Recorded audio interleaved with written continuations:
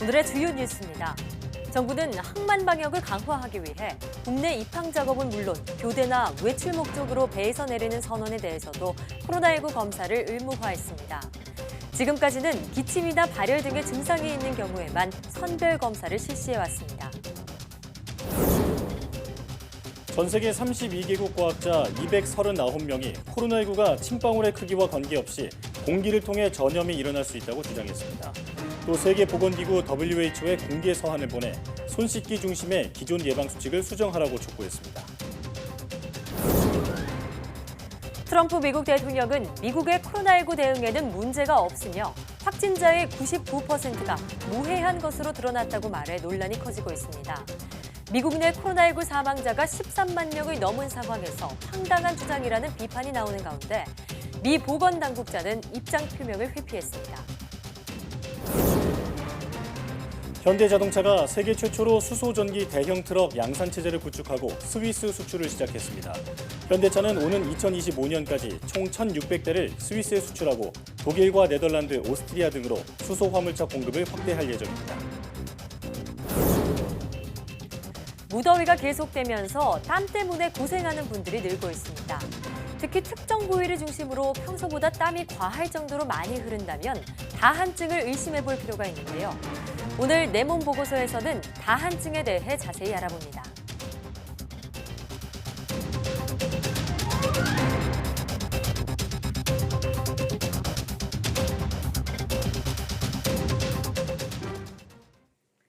여러분 안녕하십니까? 사이언스 투데이입니다. 항만에 통한 코로나19 확산을 차단하기 위해 앞으로 내리는 선원은 모두 코로나19 검사를 받아야 합니다. 중앙방역대책본부는 국내에 입항한 뒤 작업은 물론 교대 또는 외출 목적으로 배에서 내리는 선원에 대해서도 코로나19 전수검사를 실시한다고 밝혔습니다. 지난달 부산항 감천부두에 입항한 러시아 국적 화물선에서 확진자가 무더기로 나온 것을 계기로 항만 방역의 허점이 드러나자 이를 보완하기 위해 정부가 내놓은 조처입니다. 정부는 앞서 지난 1일 교대 등을 이유로 배에서 내리는 선원에 대해서도 전수검사를 하고 오는 13일부터는 자택 또는 시설에서 2주간 격리하는 것 등을 골자로 한 항만 방역 강화 방안을 발표했습니다. 양성으로 판정해 발표한 코로나19 확진자 2명이 음성으로 최종 확인됐습니다. 대구시는 지난 3일 확진 판정을 받은 60대 여성과 초등학생 1명을 재검사한 결과 음성으로 판명됐다고 밝혔습니다. 질병관리본부가 이들의 바이러스 농도를 나타내는 CT값이 다른 확진자보다 높게 나오자 재검사를 요청해 결과가 바뀐 겁니다. 대구시는 CT값이 높을 경우 다른 검체로 인한 교차 오염 가능성을 염두에 두고 재검사를 벌여야 했는데도 이를 간과했다며 잘못을 인정했습니다. 대구시의 잘못된 발표로 지난 3일 초등학생이 다니는 학교의 전교생 1,600여 명의 등교가 중지됐고 밀접 접촉자 60여 명이 자가격리됐습니다. 대구시는 원인 규명과 함께 보건환경연구원의 검사 시스템을 전체적으로 점검해 같은 사례가 다시 발생하지 않도록 하겠다고 밝혔습니다. 20여 명의 확진자가 나온 안양시 주영광교회의 담임 목사가 확진 판정을 받은 뒤 보건소까지 걸어간 것으로 YTN 취재 결과 확인됐습니다. 보건소가 그렇게 하라고 지시한 건데 교회에서 300m 떨어져 있어 가깝다는 게 이유였습니다. 김우준 기자의 단독 보도입니다. 지난달 27일 안양의 한 건물. 마스크를 낀 남성이 밖으로 나옵니다. 확진자 20여 명이 발생한 주영광교회의 목사입니다. 느릿느릿 걸어 주차장을 빠져나옵니다. 이 과정에서 입주민들과 스치듯 지나가고 기침도 합니다. 확진 통보를 받고 4시간 뒤 찍힌 영상입니다. 확진을 받아서 병원에 있을 줄로 여기를 지나갔을 거 아니에요. 그런 생각을 해봤죠. 여러 가지로 놀랬죠. 왜냐하면 주민들하고 같이 주상복합이랑 같이 생활을 해야 되잖아요. 그래서 여러 가지 걱정이 돼서는. 확진 판정을 받은 목사는 장갑도 끼지 않은 채 교회 건물을 빠져나왔습니다. 그리고 제가 서 있는 이곳 골목, 각종 음식점과 상업시설을 즐비한 이 거리를 그대로 활보한 겁니다. 목사는 300~400m를 걸어서 보건소에 도착했고 이후 구급차에 실려 병원으로 옮겨졌습니다. 확진받고도 걸어서 이동한 건 보건소 지시 때문. 교회 건물과 보건소 거리가 얼마 안 되니 도보로 오라는 안내를 받은 겁니다. 토요일이라서 하루 별로 없었고 그 문제는 없었던 건가요? 질병관리본부가 지자체에 내려보낸 확진자 대응 지침을 보면 환자 이송 시 구급차를 활용해야 합니다. 저희가 내린 건 어떤 하나의 큰 원칙을 내린 거고, 지자체에서 이게 추가 전파를 일으킬 수 있을 정도의 어떤 거리를 이동하게 했다거나 하면은 정말 좀 문제가 있을 수 있겠지만, 이에 대해 해당 보건소는 병원으로 이동할 때는 반드시 구급차를 이용해야 하지만 그 밖의 상황은 지자체 재량이라 현장 판단에 따라 결정한 거라고 설명했습니다.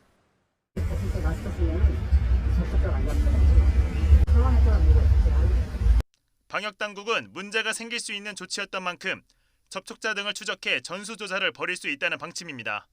YTN 김우준입니다.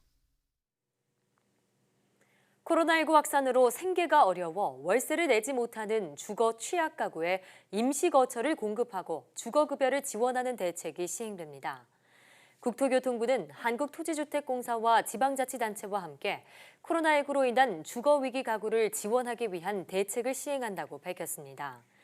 LH는 지자체에 공공임대집을 무상으로 제공하고 지자체는 위기 가구에 이 주택을 시세 30에서 40%의 저렴한 임대료로 최대 6개월까지 거주할 수 있도록 지원합니다. 이와 함께 국토부는 휴업이나 폐업, 실직 등 갑작스러운 소득 단절 등으로 긴급복지 지원 대상 가구로 선정된 2천 가구에는 전세 임대를 공급할 예정입니다.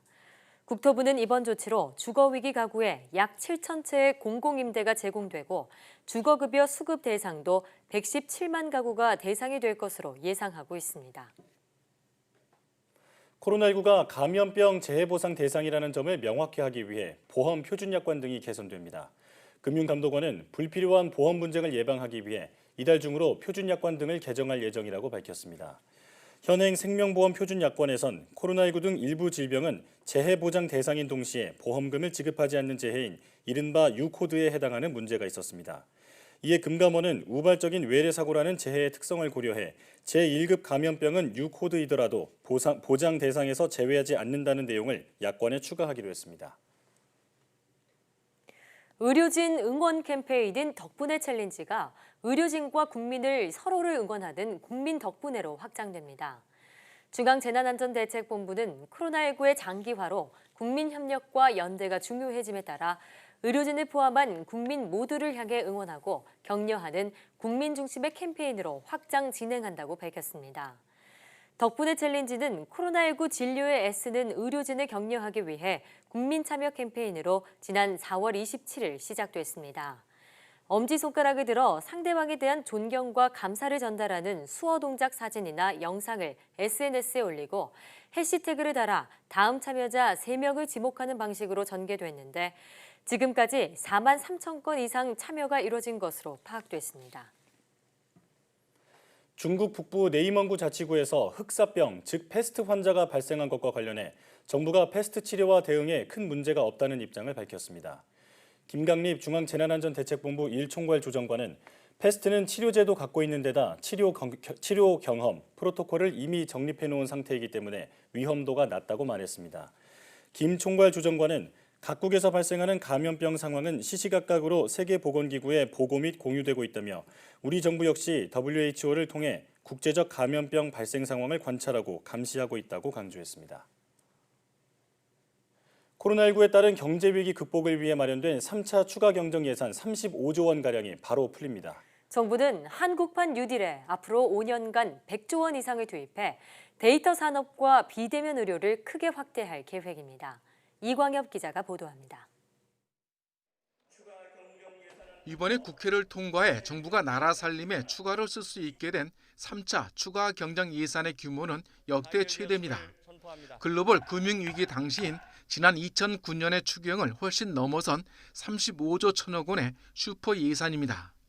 정부는 빠른 경기 회복을 위해 예산의 적기 투입이 가장 중요하다고 보고 당장 이번 주부터 10월 초까지 석 달 동안 4분의 3을 쏟을 계획입니다. 이제 추경의 효과 또한 역대 최대가 되도록 신속하고 효과적인 집행에 모든 역량을 집중해야 합니다. 무엇보다 실직 위기에 처한 근로자와 유동성 위기로 고통받는 기업 등을 제때 도와야 합니다. 실업자가 급증한 까닭에 올해 실업급여 예산은 역대 최대 수준으로 대폭 늘렸습니다. 고용노동부는 구직급여 예산이 모두 12조 9천억 원으로 늘어 올해 모두 49만 명을 지원하게 됐습니다. 6개월 이상 장기 실업자에게는 한 사람에게 2달 동안 월 50만 원씩 지급됩니다. 정부는 또 기업의 경영 악화에도 해고 없이 일자리를 지킬 수 있도록 5천억 원이 넘는 고용유지지원금으로 뒷받침합니다. 취업이 어려운 취약계층을 위해서는 1조 4천억 원을 들여 공공일자리 31만 개를 제공합니다. 코로나19에서 시작된 당면한 미중의 경제 위기를 빠르고 강하게 이겨내고 경제 회복과 함께 포스트 코로나 시대를 선도할 경제 기반을 갖추는 데 소중한 밑거름이 될 것입니다. 정부는 또 관심이 쏠리고 있는 한국판 뉴딜에 애초 계획보다 24조 원 이상 크게 늘린 100조 원가량을 5년간 투입할 계획을 세웠습니다. 기재부는 데이터 산업과 비대면 의료를 확대하고 공공시설을 친환경적으로 바꾸는 한국판 뉴딜 종합계획을 이번 달 중순 내놓을 예정입니다. YTN 이광규입니다. 각 대학에서 1학기 등록금 반환 요구가 이어지고 있는 가운데 국립대 중 처음으로 전북대학교가 특별장학금 형태로 등록금 반환을 결정했습니다. 전북대는 코로나19 사태에 따른 재학생 학비 부담을 줄이기 위해 특별장학금을 지급한다고 밝혔습니다. 장학금은 1학기 납부 등록금의 10%를 되돌려주는 방식으로 지급됩니다. 상한액은 전북대 재학생의 1인당 평균 납부금 196만 원의 10%인 19만 6천 원으로 책정됐습니다. 지급 대상은 1학기에 등록금을 납입하고 2학기에 등록하는 학부생입니다. 오는 8월 졸업생은 직접 지급하고 2학기 등록 학생은 등록금 고지서에 장학금으로 처리할 예정입니다. 전북대는 그동안 장학금 지원에 이르기까지 총학생회와 지급 대상, 기준 방식 등을 놓고 한 달 넘게 논의를 거듭했다고 설명했습니다. 미국에서 하버드나 스탠퍼드 대학보다 입학하기 힘든 학교가 바로 미네르바 스쿨입니다. 캠퍼스가 따로 없이 온라인 위주의 영상 토론으로 수업이 이뤄지는 것이 특징인데요. 온 오프라인을 융합한 이런 교육들이 포스트 코로나 시대의 새로운 대학 교육 대안으로 떠오르고 있습니다. 신현준 기자의 보도입니다. 미국 샌프란시스코에서 탄생한 미네르바 스쿨.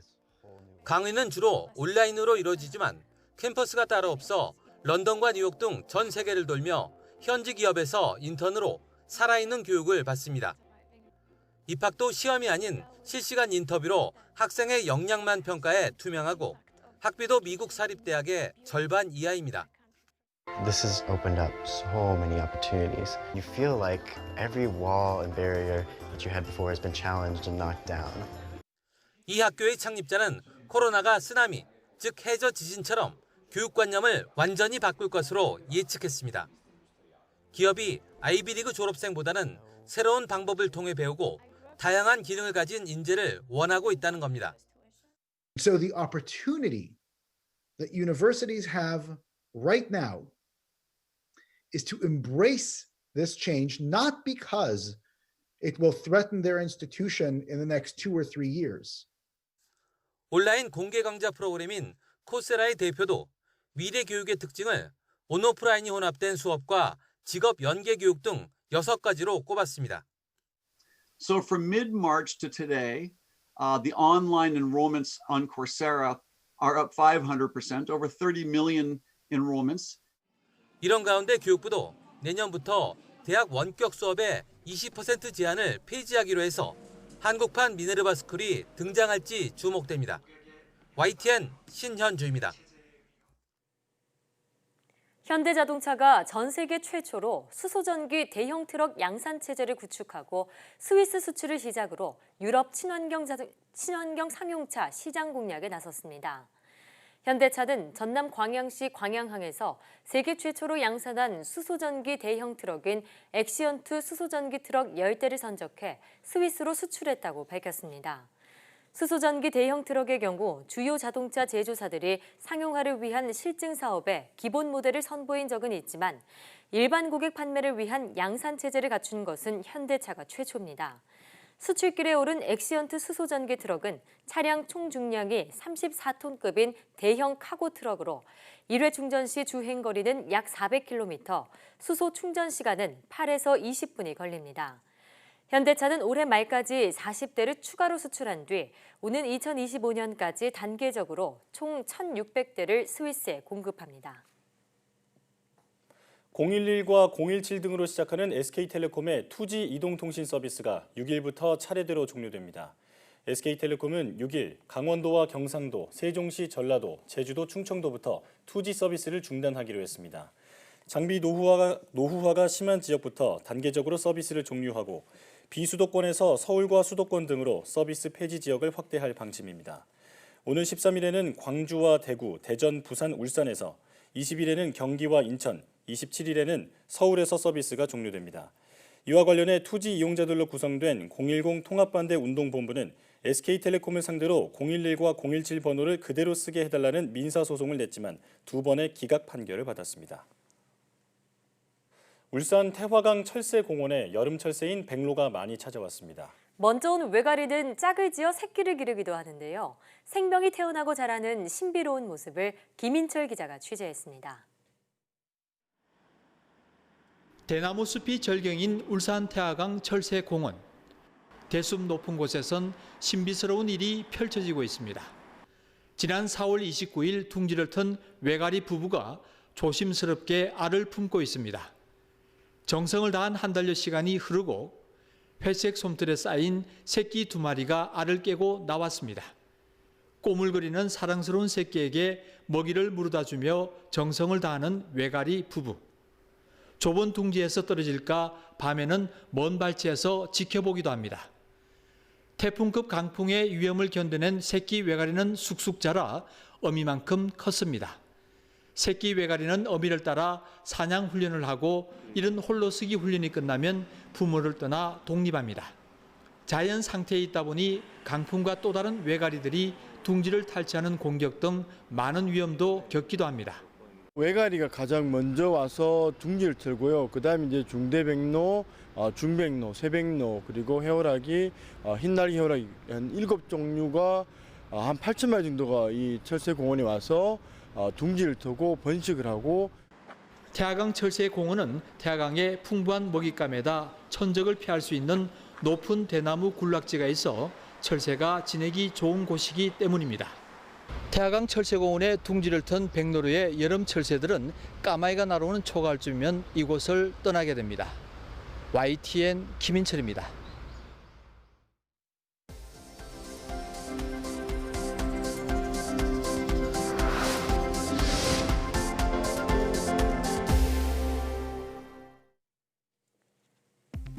방사선 피폭으로부터 인체를 보호할 수 있는 나노 입자가 개발됐습니다. 기초과학연구원과 서울대 치의대 연구팀은 방사선을 쬐을 때 생성되는 활성산소를 제거할 수 있는 나노 입자를 개발했다고 밝혔습니다. 연구팀은 활성산소를 제거한다고 알려진 세륨 산화물과 망간 산화물 나노 입자를 결합한 결과 적은 투여량으로도 뛰어난 방사선 보호 효과를 낼 수 있는 입자가 만들어졌다고 말했습니다. 이 입자를 인간 소장 오가노이드에 적용한 결과 방사선에 의한 DNA 손상이 획기적으로 개선됐고 쥐에게 투여했더니 기존 방사선 치료제를 동일한 양으로 투여했을 때보다 생존율이 3.3배 높았다고 연구팀은 말했습니다. 차세대 디스플레이 입자로 주목받는 퀀텀닷을 기존보다 100배 이상 높은 해상도로 배열하는 기술이 개발되었습니다. 카이스트 연구팀은 QLED 기반 디스플레이 실현에 핵심적인 퀀텀닷 프린팅 기술을 개발하고 성능을 극대화하는 데 성공했다고 밝혔습니다. 퀀텀닷은 별도의 장치 없이도 크기와 전압에 따라 다양한 빛을 내는 수 나노미터 크기의 반도체 입자입니다. 연구팀은 이 기술을 활용하면 차세대 디스플레이를 개발할 수 있을 뿐 아니라 높은 민감도를 갖는 센서나 광학 소자로도 응용할 수 있다고 말했습니다. 국내 연구진이 손쉽게 휴대하면서 마스크를 소독할 수 있는 무선 스마트 기기의 핵심 기술을 개발했습니다. 한국과학기술원은 휘어지고 접어지는 초소형 자외선 적외선 LED 살균 건조 시스템을 개발했다고 밝혔습니다. 연구팀은 기존 마스크 살균 소독기가 대부분 상자 형태로 제작돼 휴대가 불편하다며 휘어지는 기판에 자외선과 적외선을 초소형 LED를 붙여 이 같은 기기를 보완했다고 말했습니다. 연구자나 기업인이 국가 연구시설이나 장비를 손쉽게 활용할 수 있는 서비스가 본격 운영에 들어갔습니다. 과학기술정보통신부는 전국에 퍼져 있는 과학기술 연구개발 지원 목적의 280여 개 국가연구시설을 쉽게 검색할 수 있는 기반 서비스 K-퍼실리티를 개통했다고 밝혔습니다. 이 사이트는 연구시설의 소재 부품 장비를 사회 현안 또는 기술 개발 단계별로 분류해 공개하고 필요하면 시설과 장비를 예약할 수 있는 기능을 갖추고 있습니다.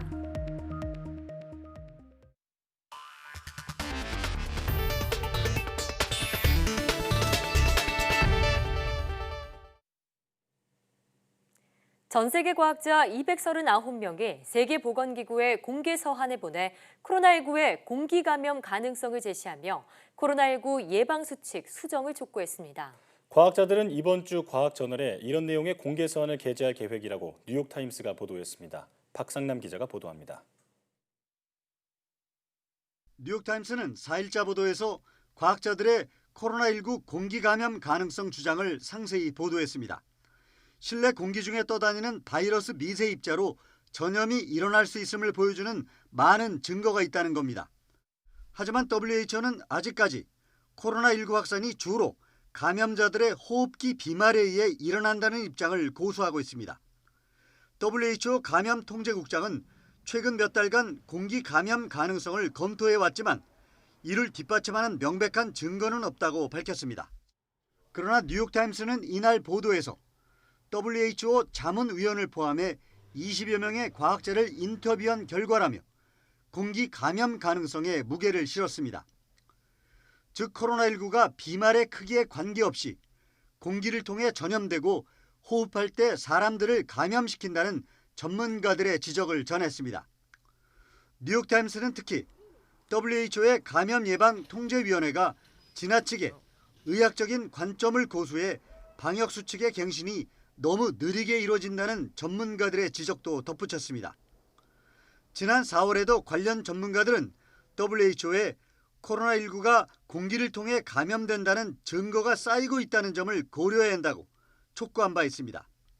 당시에도 WHO는 회의를 소집했지만 손 씻기를 옹호하는 몇 명의 전문가 주도로 토론이 이루어져 기존 예방수칙 권고는 그대로 유지됐다고 이 신문은 전했습니다. 전 세계 32개국 과학자 239명이 WHO에 보낸 공개 서한은 이번 주 한 과학저널을 통해 공개될 예정입니다. YTN 박상남입니다.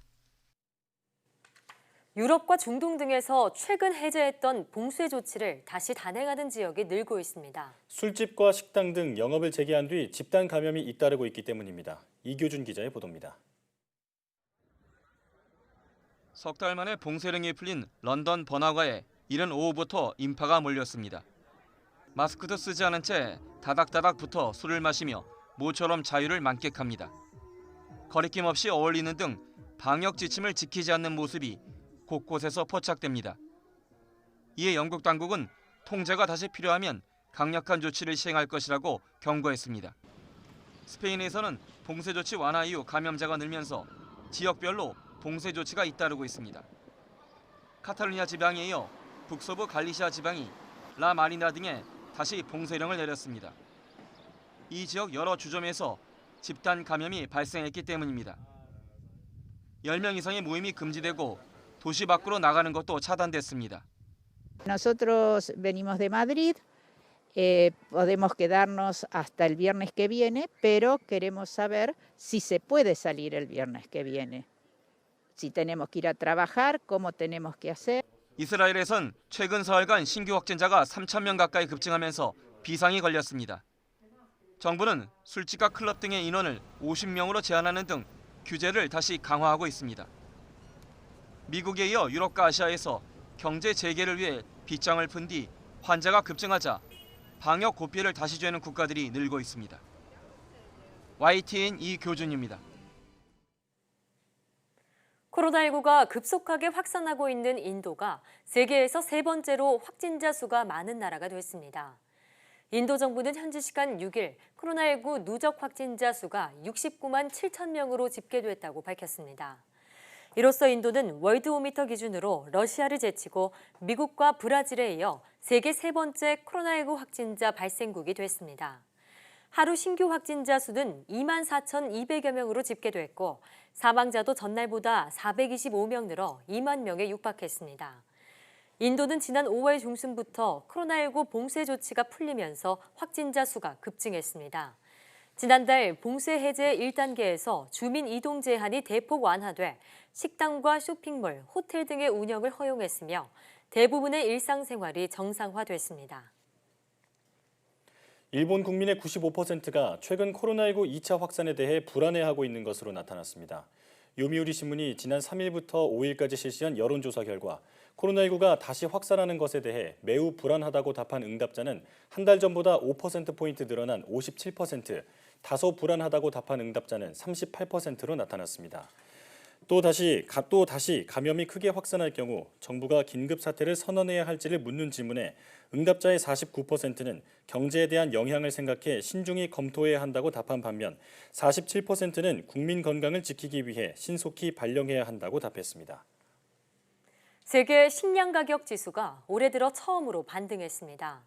농림축산식품부는 지난달 UN 식량농업기구의 세계 식량 가격 지수가 전달보다 2.4% 상승한 93.2포인트를 기록했다고 밝혔습니다. 이는 코로나19로 각국이 봉쇄 조치했던 것을 최근 완화하며 수입하려는 수요가 늘어난 영향으로 풀이됩니다.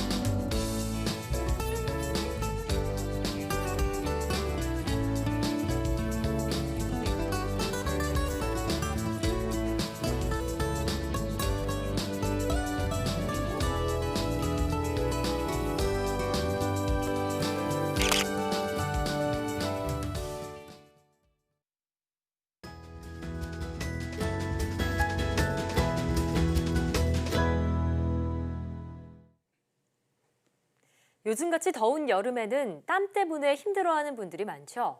그런데 평소보다 땀이 과할 정도로 많이 흐르거나 특정 부위에서만 땀이 발생한다면 이 질환을 의심해봐야 합니다. 오늘 내 몸 보고서에서는 일상에 불편을 주는 질환, 다한증에 대해서 알아보겠습니다. 인천 성모병원 흉부외과 정진용 교수와 함께합니다. 교수님 어서 오세요. 어서 오세요. 안녕하세요. 네, 다한증이라고 하면 비정상적으로 이제 땀이 많이 나는 질환을 얘기를 하잖아요. 특히 뭐 손이나 발, 겨드랑이 같은 어떤 국소 부위에 땀이 특히 많이 난다고 들었는데 일단 땀이 얼마나 많이 나야 우리가 다한증이라고 볼 수 있는지 설명해 주시죠. 예. 보통 병원에서 볼 수 있는 링거 수액의 양이 1리터인데요. 네. 일반인이 하루에 흘리는 땀의 양이 링거 수액 1개를 넘지 않지만 다한증 환자는 링거 수액의 2개에서 5개 정도의 땀을 흘린다고 보면 될 것 같습니다. 네, 그럼 다한증 환자는 약 2리터에서 많게는 5리터까지의 땀을 흘린다는 건데요. 네, 그렇습니다. 이렇게 가뜩이나 더운 여름철에는 땀을 많이 흘리기 때문에 더 힘들 것 같다는 생각이 듭니다. 네. 그런데 이런 다한증 환자분들이 얼마나 많은 편인가요? 네. 다한증 환자는 건강보험 심사평가원에 따르면은 다한증으로 병원 진료를 받는 환자 수가 2015년도에는 약 12,000명, 2016년도에 14,000명, 2017년도에 16,000명, 2018년도에 약 16,000명, 2019년도에 15,600명으로 나타났고요.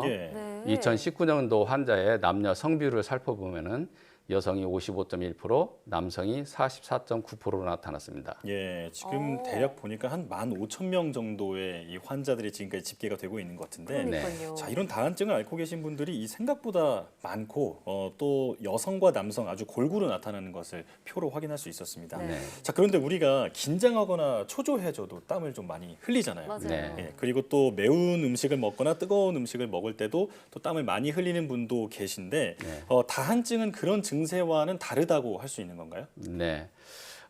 우리 몸은 음식을 먹고 소화하면서 열을 발생하게 됩니다. 이때 열로 높아진 체온을 조절하기 위해서 땀을 내게 되는데요. 또 미각에 의해 자율신경계가 자극되면 땀 분비가 이루어지기도 합니다. 자극적인 음식일수록 반응이 더 잘 나타나 매운 음식을 먹을 때 땀이 나는 것은 정상적인 신체 반응입니다. 예. 그러나 뜨거운 음식을 먹거나 매운 음식을 먹을 때 과도하게 땀이 나는 경우는 미각성 다한증이라고 하는데요. 네. 침샘에 연결되는 신경이 손상되어 발생되는 경우가 많습니다. 또 드물게는 당뇨 합병증으로 발생하기도 하는데요. 문제는 미각성 다한증에 대한 치료가 쉽지 않다는 것입니다. 예. 쉽지 않군요. 네. 그러니까 매운 음식을 먹었을 때 우리가 땀이 나는 것은 자연스러운 신체 반응인데 만약에 과하게 땀이 난다면 이때는 미각성 다한증을 의심해봐야 한다 이런 말씀이시군요. 그렇습니다. 네. 자, 그런데도 내가 다한증인지 아닌지 좀 의심스럽다 이런 분들 계실 것 같아요. 네. 그래서 다한증 자가진단법을 준비하셨다고요? 네. 병원을 방문하는 대부분의 다한증 환자들의 증상을 살펴보면은요, 다한증 증상이 25세 미만에 시작되는 경우가 많습니다. 예. 또 이들은 가족력이 있거나 땀이 나는 부위가 손, 발, 겨드랑이, 얼굴 등 국소 부위이거나 또 양측에 대칭적으로 땀이 납니다. 네. 이런 증상들은 일주일에 1회 이상 증상이 나타나거나 밤에 잘 때는 땀이 나지 않는 증상이 나타나는 경우가 많습니다. 예.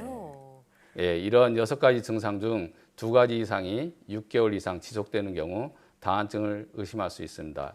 이런 경우에 정확한 진단을 위해서 가까운 병원을 방문하셔가지고 진단을 받아보시는 것이 좋겠습니다. 네, 이 6가지 자가 진단법을 지금 표로 띄워주셨는데 저는 특징적인 게 6번에 밤에 잘 때는 땀이 나지 않는 증상이라고 되어 있잖아요. 네. 그렇다면 이 반대로 밤에만 땀을 흘리는 분도 있는 건가요? 네, 그렇습니다. 네. 그것은 아마 허약 체질이거나 그런 환자들한테는 간혹 봅니다. 그 다한증이랑은 좀 다른 네, 질환이라고 보면 되겠군요. 네, 그렇습니다. 네. 네.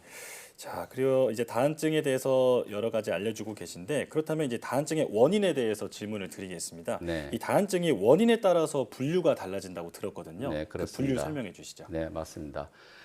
다한증은 땀이 나는 부위에 따라서 국소다한증과 전신다한증으로 구분하고요. 원인에 따라서는 1차성 다한증과 2차성 다한증으로 구분합니다. 다한증의 원인은 중추신경계에 이상이 있는 경우 갑상선 질환이나 당뇨, 결핵 등 수십 가지의 원인이 있는데요. 예. 이를 2차성 다한증이라고 합니다. 네. 하지만 원인 없이 발생하는 다한증은 1차성 다한증 또는 원발성 다한증이라고 하는데요. 실온 34도 이상의 온도, 긴장 등의 감정 변화, 교감신경의 변화에 의해서 발생합니다. 예.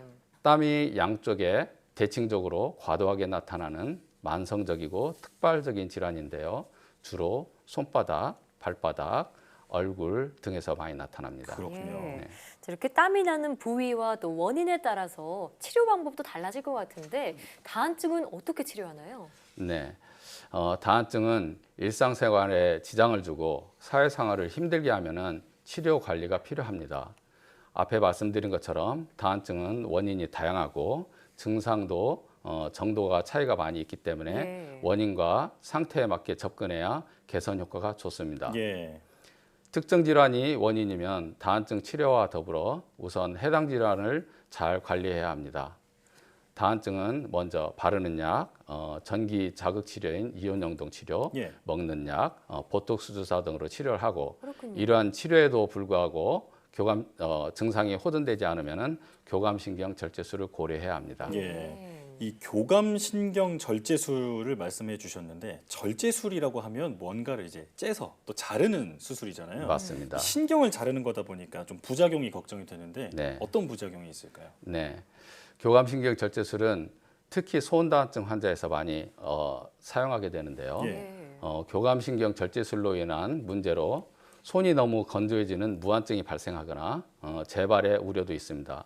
하지만 가장 흔한 부작용으로는 보상성 다한증이 있는데요. 보상성 다한증은 손, 발에서 땀이 나지 않으면은 우리 몸의 다른 부위에서 땀이 나는 경우를 말합니다. 가장 흔한 부위로 등, 가슴, 배, 엉덩이 등이 있습니다. 보상성 다한증은 수술 후 대부분 나타나지만 70%에서 80%의 환자에서는 경미하게 나타나서 수술 결과에 대해서 만족합니다. 하지만 20%에서 30% 환자는 매우 심하게 나타나기 때문에 환자가 불만족하거나 심하면 수술에 대해서 후회하기도 합니다.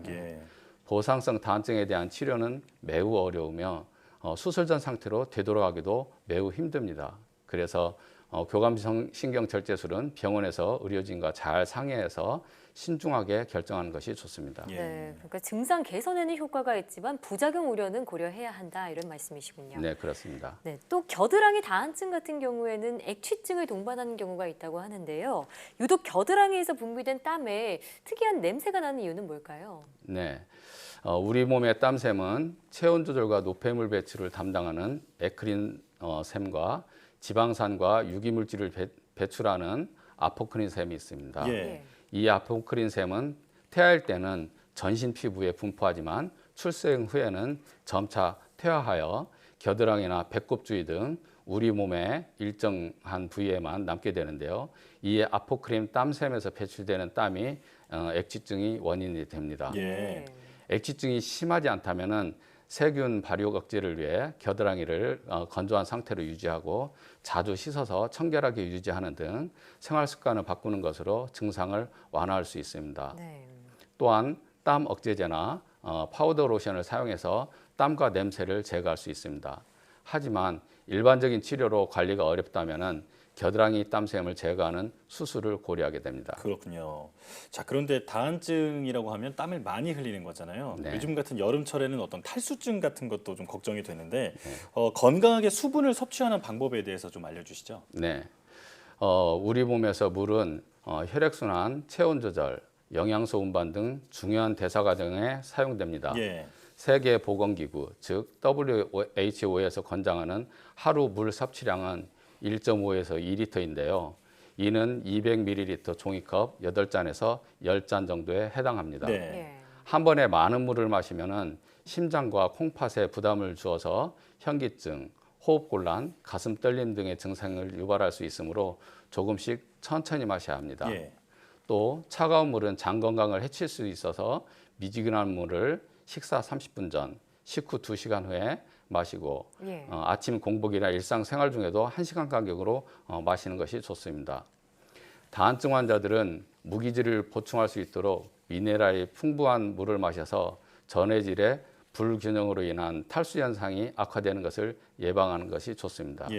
하지만 신장질환 환자나 아기, 임산부가 미네랄 함유량이 높은 물을 마시면 설사 증상이 나타날 수 있으므로 주의하셔야 합니다. 네, 저도 이렇게 다한증에 대해 알아봤는데요. 무엇보다 다한증이 의심된다면 빨리 병원을 찾아 치료받는 게 좋겠습니다.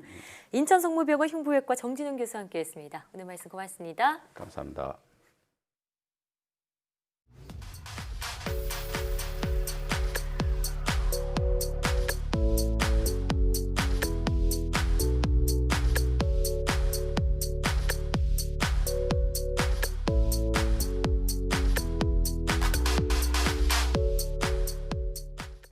코로나19의 공기 감염 가능성까지 제기되는 등 마스크 착용의 중요성이 갈수록 커지고 있습니다. 전문가들은 마스크 착용을 생활화할 것을 강조하는데요.